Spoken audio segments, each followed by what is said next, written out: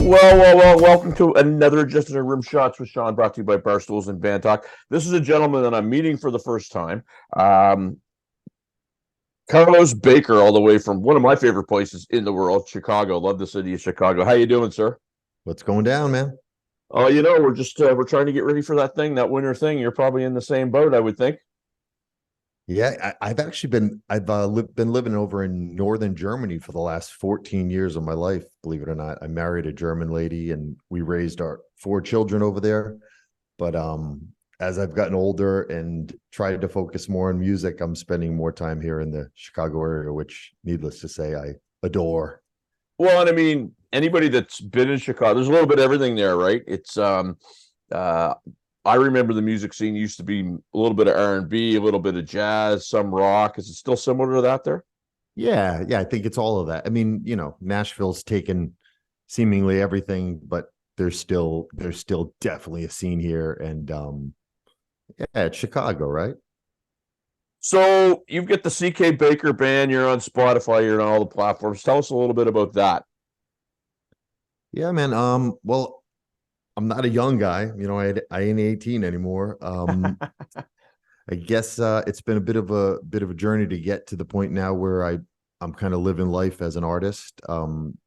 Went through some, like maybe a lot of people do, went through some hard times in my mid 30s, kind of mental health issues and the you know psychotic breakdown and all the good stuff, and kind of tried to work through that for a couple of years. And part of that journey of coming out of that, aside from getting on the right meds and kind of getting at least to some place of normalcy, is then kind of dealing with the post depression, which in my case was the emotion of shame of can we swear on this show? Sure, absolutely. Was what the fuck what just happened? Sure. So and I think in that process I really started digging into writing, super organic kind of process where I wasn't sitting down and like, I'm gonna write my feelings.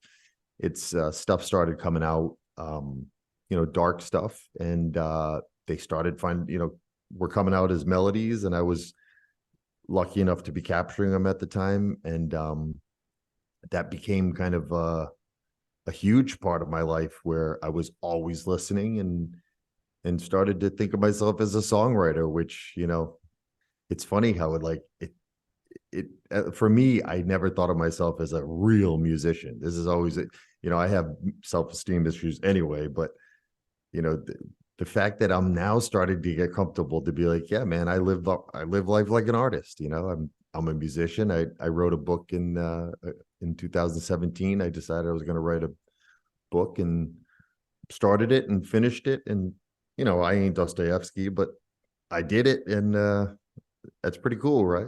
Well, and so here's the thing, right? Some of the stuff that you're talking about, there's always been this stigmatism that, you should keep it to yourself. You shouldn't bring it out in the open. When we started our Facebook group, which became the podcast, there was a lot of people that used to live in Halifax that moved away, and they longed for the day, the scene, and people were having mental health issues because they were away and COVID was going on and what have you. Was it? I get the sense it's not hard for you now, but was it hard for you to start talking about that initially when you were first trying to figure out what the heck what was going on? Yeah, I mean, it's first of all, I think the generation of, I'm assuming you and I are about the same age. I think our generation is still that, I think, part of that world where it wasn't talked about. I do feel like this new generation is like, it's a fucking rite of passage now. It's like, oh yeah, I'm depressed. It's like, well, are you? Like I have a family member, a younger family member, that she'll tell me about her depression. She's 20. And I'm like, are you reading this out of the DSM-5 or are you really feeling these emotions? Because it's seemingly so kind of, and I sound like I'm kind of putting her down, but this generation is just approaching mental health issues differently. Maybe it's a good, perhaps it's a good thing because it is out there. Right. But I know for my generation, when I started going through it, I was just out of my completely out of my mind. So when I finally reached out and started getting help, and started kind of at least sharing with some people, my entire family, like, and I'm not exaggerating, my entire side of one family was like, oh yeah, we're all on antidepressants. And I'm like, what are you talking about? He's like, oh yeah, every one of the aunts, every one of the uncles, all the cousins, we're all on antidepressants for anxiety and panic attack. And I'm like, oh, okay, I guess I should have asked 2 years ago. So yes, it was hard to talk about at first. Ultimately, for me, the harder part was dealing with the post, the emotions post depression. That was the hard part, man. It took me a decade to fucking finally figure it out, and I'm still figuring it out. It's like I feel like if I don't do work all the time, um, I don't know. Shit, tomorrow I could be back in a friggin' loony bin. Well, it's interesting that you say that though, because my father suffered from manic depression. He was bipolar. I didn't Okay, find out. I didn't find out till I was 17 years old. As a yeah, matter of fact, I found out 2 days before I graduated from high school. So on the one hand, I'm going, geez, my mother kept that from everybody interesting, but it was like, holy smokes, is that you know, does it ever, it opens up, questions about yourself. It opens up questions about things that happen. And that's kind of how, that the generation before us handle things. well, Um, well, which is also a bummer because it would have, as a young adult, it kind of would have helped you understand your father's kind of struggles, or just at least been like, oh, there's this. I don't know, but who would have questioned how generations handle things? But I must say, for me and I have 4 kids, and I'm super honest with them for a bunch of reasons. One, because I'm an open book, and two, because I'm like, hey guys, there's a chance in your life that you're going to start running into these emotions, and I want you to know it, and I want you to be telling me, talking to right, me about it, right. because it's not, what am I ashamed of? It's like shit. It is what it is, right? It's not a shameful thing. You know what? It's hard to believe we're coming up on the end of segment one. We're going to take a break. We're going to pay some bills. We're going to come back with Carlos Baker after this. Bam. Welcome back to Rimshots with Sean. I am here with my brand new friend Carlos Baker. So you're in Chicago or you're in northern Germany? Yeah, well, I mean, you know, I'm an American, man. I've had a wonderful 14 years in Germany, and we raised our kids there. It's a great place to raise a family. It's safe, wonderful healthcare, blah, blah, blah. But in the end, and great musicians, there's great musicians all over the world. We all know that, right?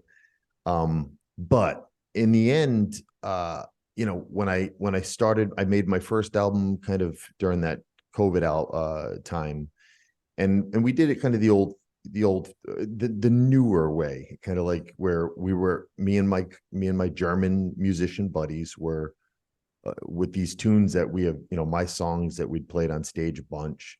We started, recording our parts in our own home studios, and ultimately found a guy that pieced them together, and we made a cool album. Super proud of it. They're my songs. I love it, but it definitely was lacking something. I knew that there was more to making an album than that, so I decided to kind of try and raise some money, which that's friends and family, in my case family. Right. And I found a guy in this guy. His name is Brian Deck. He's a Chicago producer, kind of towards the end of his career. I don't think he'd mind me saying that. He's a little bit older, and a white hair guy. And I reached out to him, and he kind of got my music, and we made the decision to make an album. And I came out here. I have a buddy that I could crash with, so I didn't have to spend the money on housing. And yeah, man, I got to experience making an album with a real producer, which that's like a whole nother thing. Absolutely. So, and I didn't know what it was going to be, but I knew that it was going to be a whole nother thing. And I wasn't, man, I wasn't disappointed. He from day one, we kind of hit it off, and he gave me a ton of energy, and he taught me, I think I think, and correct me if I'm wrong, but I feel like producer is part psychologist, part fucking music. Like, I feel like he was helping me through this process as we were going. And, of course that's pre-production and finding the songs and, working the lyrics out. But it was also like him helping me understand my place in music and helping me find my place in the studio, surrounded by older monster studio guys, and being intimidated, and him making sure to say, hey man, these guys are studio musicians. Yeah, they're fucking talented, but you're the talent here. You're the guy. These are your tunes. This is your, so he really helped me find that place that you need to get into to make a good album, right? And Well, well, a lot of producers started as engineers because they're sound people that know how to turn the not like the dials and stuff, but they become producers because they want to be part of the process. They want to be a coach. They want to, yeah, massage the song. So that's probably what you're talking about. Because it must have been pretty cool to go in and see these great musicians and go, "You're on my time, boys." Really. well, but I was, see, that's the thing, is my thing was like, I make statements like, well, I'm not a real musician, I'm a bass player. And it's, and what I mean by that is I'm not a studio guy, so I'm not burning it. I'm not looking to be a burning bass player. It's not my gig. It's not my thing, right? But I can play. And when I made those statements, he'd like kind of shout at me. He'd be like, dude, stop saying shit like that. Like he'd kind of put me in my place. And I need someone to tell me that.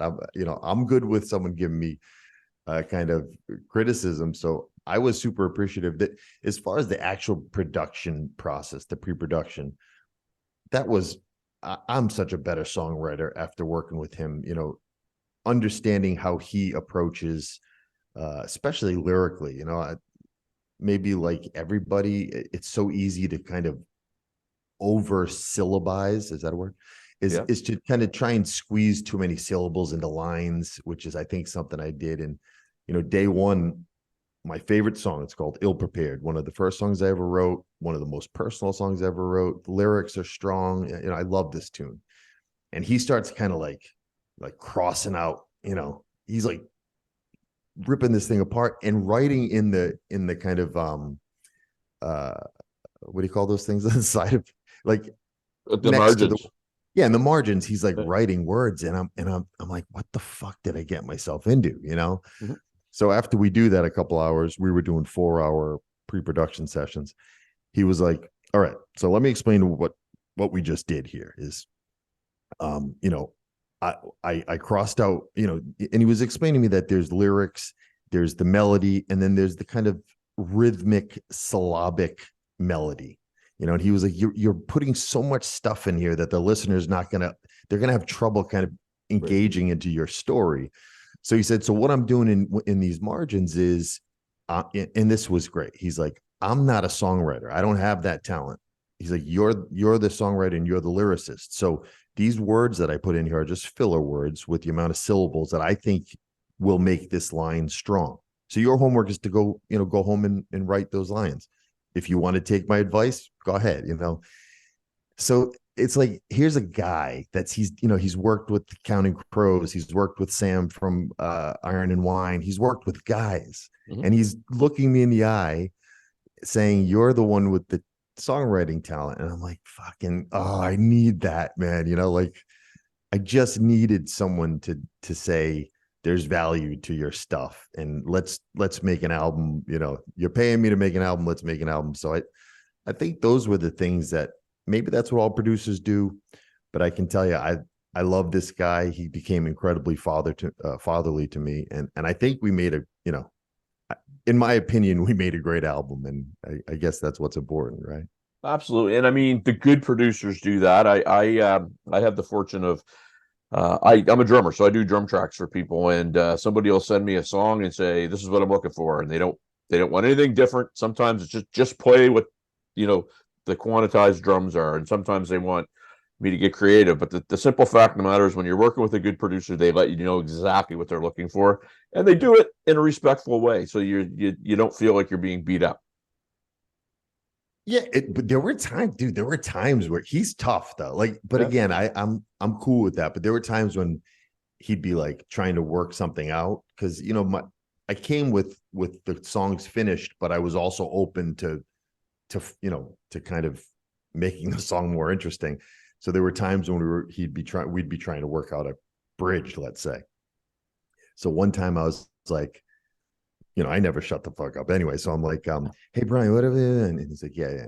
What if we, and then finally he's like, will you shut the fuck up and let me figure these? And I was like, yeah, no. Okay. Yeah. So anyway, Brian, what about, and it's so, but that's kind of a cool relationship too. It's a guy that's going to tell you like it is, which, I love that shit, man. I think that's kind of cool. It is. Okay, we're going to take one last break here, Carlos. And when we come back, we're going to deep dive a bit more into your music because we're dancing all around it, man. And we're almost getting there. So we'll be back after this. Well, it's hard to believe this is going so fast. I'm here with Carlos Baker. This is Rimshots with Sean. And hey, if you like what you see, and we know that you do, hit the subscribe button. That's such an easy thing, but you have to do it. So, Carlos, first segment, you had talked about, I guess, kind of, I don't want to say turning your back on music, but maybe getting to the point where you needed a break, you needed to step back, you raise your family, you do that sort of thing. What, I guess, led you back to music? Was it something that you felt was missing that it was going to help you with? How did you get there? Okay, we got 8 minutes. Ready? Yeah, here we go. Yeah. I think I've done a lot of thinking about my life. So, I'm super introspective dude. So I think I lived, whether it was because of some stuff that I experienced as a young kid. I had cancer when I was a kid. They found osteosarcoma, which is a bone cancer, in my knee and in my lungs when I was 12. So ultimately, I lost my leg to the middle of my thigh and had chemo for a couple of years. Had a 0% chance of survival, but for whatever reason, I I'm still here. So and whether that shaped me as, for lack of a better term, as a free spirit, I essentially never took life or anything serious kind of throughout high school, throughout college, throughout my young adult. I was just kind of, nothing fazed me. So, so again, was that my personality by nature, or was it the fact that I faced death at a young age? Maybe a combination of the two, right? Mhm. And then I think when I finally decided to get married, and we had 3 kids right in a row, and I got a real job and bought a house and had a mortgage, and I physically put my bass, I have this beautiful old mid-50s K upright bass that I've had all my life, and I physically put that in my electric bass in the basement. And I was like, I'm not a musician anymore, because now I got to be serious, right? I got to be an adult, man. I got to buy like adult shirts and shit, So, and I did. And that's ultimately was kind of my downfall, because the reality is it fucking killed me. And that's why I, almost didn't, I basically didn't want to be alive anymore. So I think the fact that when, at that point, my wife and I, we packed up everything we have in the world. We were living outside of Rhode Island, East Providence, Rhode Island, and we moved to Germany. And she got a full-time job, and I stayed home with the kids and was trying to figure my life out. And I think it was such an that's maybe what I love most, is it was so organic to process, to just start picking up my bass again and being like, oh yeah, that's right, I'm a fucking bass player, and start practicing again and being like, oh yeah, it's normal to sit down and practice for a couple hours. I guess I forgot about those days, and then the songwriting was happening. And then I can remember, I don't know if all songwriters remember this experience, but I remember the first time I had this buddy who I still play with all the time. His name is Christoph von Storch. And we would always play like shitty party gigs, just cover music. Not shitty. That's a bad thing to say, but regular gigs. And I remember I was like, I'm gonna bring one of my originals to him. So he speaks German, I speak English, but I understand 100% German. He understands 100% English. So that's how our relationship is. He speaks in German, I speak in English. So we're practicing through some tunes, and I was like, hey man, I got some tunes. I write some original songs. I want to play one for you. And we played through it, and it was it was like such a moment. And he and I both remember it. It was really special. It's a song that when we do play live, it really feels special to us. There's definitely something to it. It's called Two Bad Bricks. It's a good lyrically, it's a good song, I think, in my opinion. And so I think the fact that I got back into music and the way it happened, it's just the way my life was supposed to be, man. It's I at least up until now, I'm 49. I've chosen over the last 15 years to really, and as cheesy as this sounds, Sean, I hate saying it, but I have to say it because it's my truth. I really listen to the universe to tell me what to do, man. So when last year, when I decided to tell my wife and my 4 kids that, hey, I'm moving to Chicago for 6 months because I'm going to go spend a bunch of money making an album. It's like my wife looked at me like I was nuts, which maybe I am, but I was going to do it and I did it, So I think at least for me, and we're all different and we all have our paths, but this is what I got to do, man. I ain't going to make I can't imagine I'm going to make $1 million doing it. I don't think I'm the next Bob Dylan, but I'm living my life and I'm following my path and I'm content today. And is there more than I can say and I'm content today? That's all I can live for, man.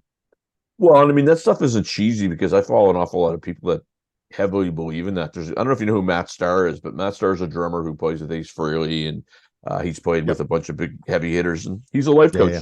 And that's what he preaches is like, you go out and you do stuff, it goes out in the universe and it comes back. And whether you're spiritual, whether you're religious, there's something that you just can't argue with.